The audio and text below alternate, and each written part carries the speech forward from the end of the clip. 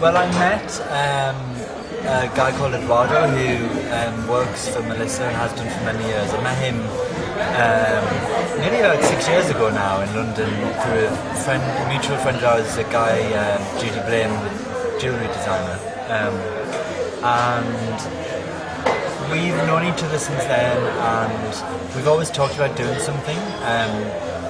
But it's only until very recently that, of course, it kind of happened. The whole plastic shoe thing it's kind of very in the same sort of mood of, I think, kind of where I see my clothes. It's kind of, they're made in very different ways. Like the plastic, the vac form, it's very perfect looking, but it can be mass produced. But obviously my clothes, I always strive to do something that's very perfect and slick and polished looking, but obviously it's very handmade, and they're two very different things, but I think they go together quite well. Basically, Melissa asked me for the first part of the collaboration to customise their bestseller, if you like, their most simple shape, which, it's very Melissa. It's not very me.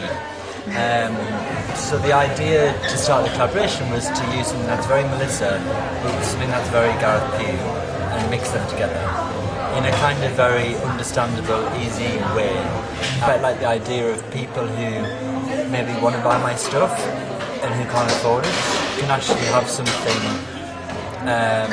that's very me, which is quite cheap, because what I do is not cheap.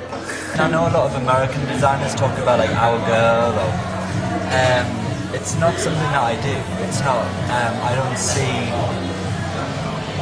my clothes or anything that I do in terms of a particular woman or a particular girl or kind of person. It's just, I don't know, for me it's more abstract than that. I don't have a clear idea in my head about who that is, because for me it could be anybody.